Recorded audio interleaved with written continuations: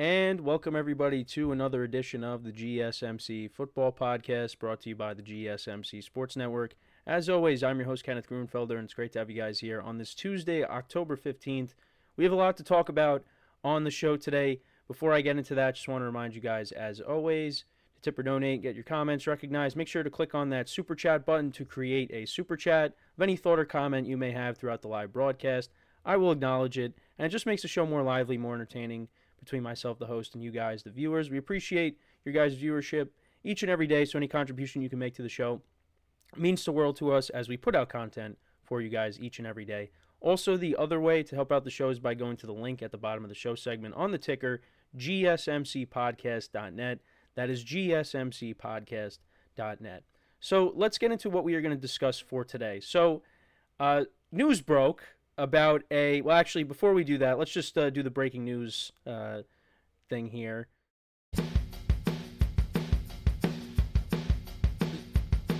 So, I was going to just talk about the Jets-Bills game from last night, but news broke as I came out of the bathroom to my dad watching First Take. I see on their segment title for First Take is that Davante Adams is being traded to the Jets. So I immediately am like, okay, well, I guess that's what we're starting out with today. So we're going to talk about the Jets-Bills game. We're going to talk about Davante Adams being traded to the Jets now. Get into all that in a second. We'll also get into some of the other games from this weekend. We'll talk about the Browns-Eagles game. We'll get into talking about the Steelers and their win over the Raiders. We'll get into talking about the Colts-Titans game, and then get into the Sunday Night Football game between the Giants and the Bengals. So that's the rundown. Let's get into the first topic, which is talking about Jets, Bills, and Davante Adams. Well, let's get into the Davante Adams news. So, yeah, it's been kind of mixed signals these last couple weeks because it was like, all right, well, the Raiders are fielding offers, and you see all these different teams that are involved. You hear the Steelers, the Bills, the Jets, of course, were the front runners, and then all of a sudden it was coming out that maybe Davante Adams isn't going to be traded at all. So then you're like, all right, well, is he staying put then? And the Raiders, they made the change. Now Aiden O'Connell's the starter at the moment. But then all of a sudden today, the Jets make a trade, and they get Davante Adams. So never mind, he was in fact going to get traded, and he is going to be traded. So now the compensation for that. So it'll be for a conditional third-round pick that can go to a second-round pick. So, the Jets really didn't have to give up that much to get him, if this is what the trade ends up being. But, yeah, it's going to be finalized today. Davante Adams comes over from the Raiders, pairs up with Aaron Rodgers, and, of course, those two have had a ton of success together over the course of their careers. Davante Adams, rookie back in 2014, and in Green Bay, it was a little rocky at times. Packer fans at one point didn't want Davante Adams on the team because he just, was nothing in his second year. Really, didn't really contribute, but then really upped his game and got back on the right track. And then between 2016 and 2021, they were great together.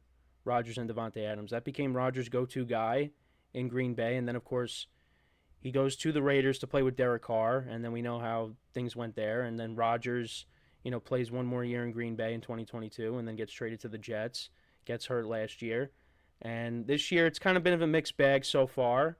Last night he was good. But the Jets ultimately lost the game to the Bills. But now Davante Adams comes in, and you pair him up with Garrett Wilson, with Allen Lazard, who's been good this year. Breece Hall had a good game last night. So, yeah, you kind of like what the offense is looking like at the moment. The problem with the Jets, now let's just get into the game. And we're going to continue to talk about Davante Adams and this trade. Once it is finalized, we'll get into we'll get into more of it during the week here. But let's get into the game, though, from last night. The Jets did not lose this game because of their offense. There were missed opportunities, but I do put the blame on the defense. I do put the blame on special teams, and just really in general, lack of discipline. Because there were so many penalties in this game on both sides, really. Um, both teams had 11 penalties. It was flag after flag after flag after flag, and it got so nauseating. And that was kind of all the difference. That was really the main difference in the game.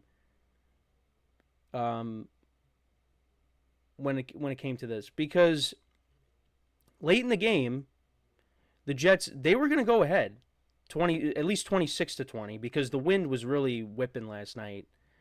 And Braylon Allen scores a touchdown, right, late in the game. Would have put the Jets up by a touchdown, barring the extra point. And Tyron Smith gets called for a holding penalty. They get pushed back. They don't score, and they don't get anything. Greg Zuerlein lines up for a field goal, and he misses it. It just, the Jets beat themselves last night. Both teams had 11 penalties. And the Jets had one turnover. It was the interception late in the game by Rodgers. I think it was on like 3rd and 16. But this was a big game for both teams. And the Bills, they've been reeling these last couple weeks. This was a big win that they picked up. But yeah, so the Jets on their first 2 drives, they scored. Zuerlein kicked a field goal, 34 yards, and then Rodgers connected with Garrett Wilson in the back of the end zone for a touchdown from 5 yards out. Threaded the needle on that. Originally, it was ruled incomplete, but after review, Wilson was in bounds, and it was 10-7 Jets at that point. But yeah, the Bills on their first drive to answer the Jets' field goal drive, Josh Allen scored a rushing touchdown from 1 yard out. And once again, that Jets run defense was really a no-show. So yeah, it was 10-7 after the first quarter. Then the Bills, they went 10 plays, 90 yards down the field. They were they were backed up deep in their own territory, and it was 2nd and 10. Josh Allen just throws up a prayer to Ray Davis, who had a nice game, the young the young running back, for 42 yards. Made a great catch.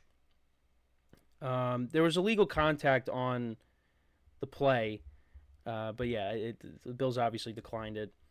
But yeah, then the Bills continued to go down the field, and Josh Allen connected with Matt Collins for 8 yards, and Tyler Bass missed the extra point, so it was 13-10.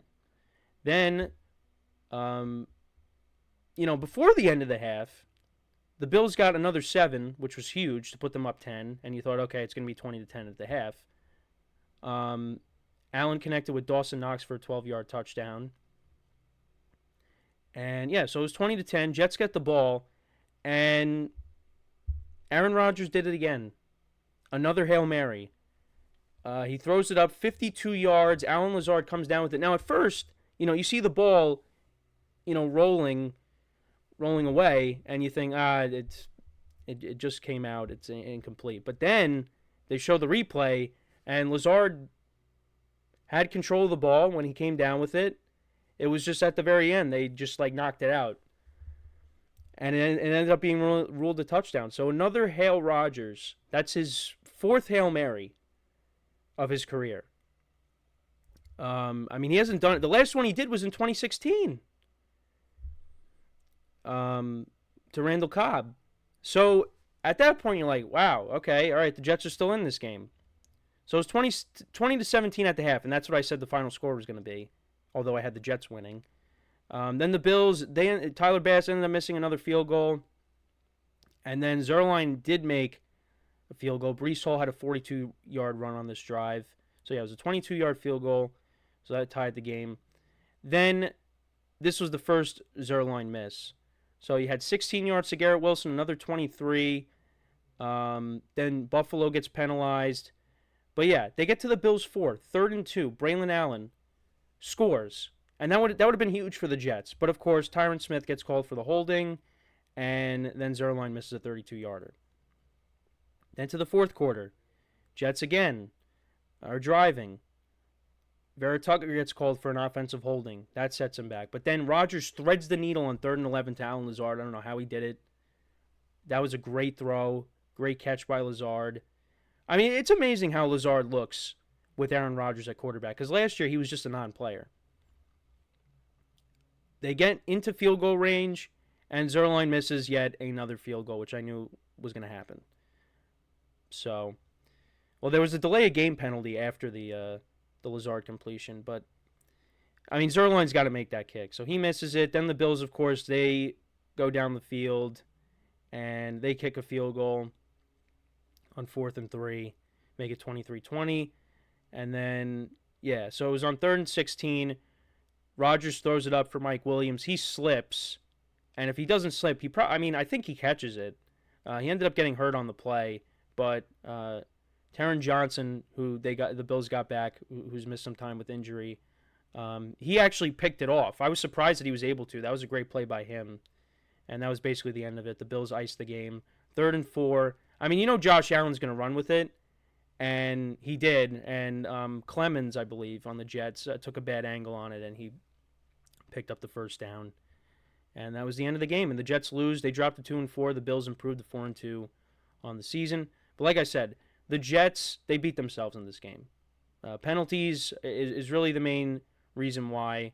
And Greg Zuerlein, I mean, you got to make those field goals. Rodgers had a good game, 23 of 35, 294 yards. Still did not pass for 300 yards. We're still waiting. The last time he did it was 3 years ago, which is crazy to think about. But that's the last time he threw for over 300 yards in a game. 2 touchdowns and 1 pick. Not really going to fault him on the interception just because, like, you're trying to, get some kind of big play. Breece Hall had a good game, 18 carries for 113 yards. Allen Lazard, 6 for 114 and a touchdown. Garrett Wilson, 8 for 107 and a touchdown. Only 2 sacks by the Jets defense. Zuerlein went 2 for 4 on field goals, which proved to be costly. Josh Allen was efficient, 19 of 25, 215 yards, 2 touchdowns, no interceptions. Ray Davis, like I said, had a good game, 20 carries, 97 yards. He was also their leading receiver, 3 receptions for 55 yards. Bills defense, 3 sacks in this game. Rodgers still taking too many hits. So for both teams, the Bills, they go home, they take on the Titans, which I think they should blow them out.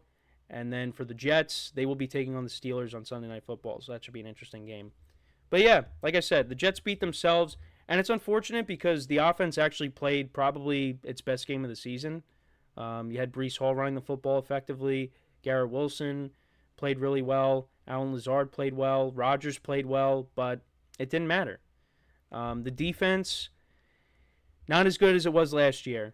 They some of the guys that they did not bring back on the defensive line, it's proven to be more of an impact than people realized.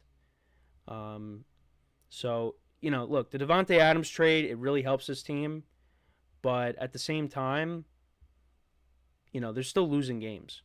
Now, they're not completely out of it. They still have a chance to, right the ship and get things back on track here, but they got to start winning games. And, the schedule does get soft, but, I mean, every game is close, other than the 49ers game. I mean, they lost to the Broncos, a game they should have won. They had a chance to beat the Vikings at the end, even with Rodgers throwing 3 picks. They lose that game, and they lose this game. This game they really should have won if it wasn't for penalties. But that was not the case. They end up losing, and they dropped to 2-4. The Bills, they get back on track. So I expect them to destroy the Tennessee Titans this upcoming week, depending on who's at quarterback, because Mason Rudolph could be starting. The way Will Levis is playing. And don't worry, we'll get to the Titans later on in the show. But I was ignoring Andre this whole time. He said, does this trade hurt or help Garrett Wilson, fantasy-wise? I mean, I feel like it's going to be one of those things where, like, Davante's going to have a big game. Garrett Wilson is going to have a big game. It's going to be a week-to-week thing. I'll say it does help him because then defenses will focus more of their attention on Davante Adams than Garrett Wilson.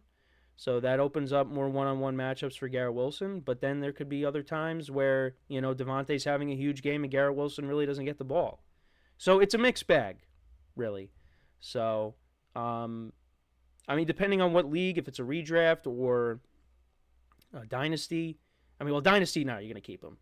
But, maybe for redraft, maybe you try to see if you could work out a trade to maybe improve your team in other areas. Um, I don't know. That's just me. But, yeah. Let me know what you guys think, though, about this game, about the Davante Adams trade. Huge news there. But, the Jets now are 2-4. So, and they're actually now in third place in the division. The Dolphins passed them. So, we're going to take our first break. When we come back, we'll talk about the Eagles-Browns game. Browns continue to struggle. We'll talk about all that when we return. So, stick around, and we'll be right back here on the GSMC Football Podcast.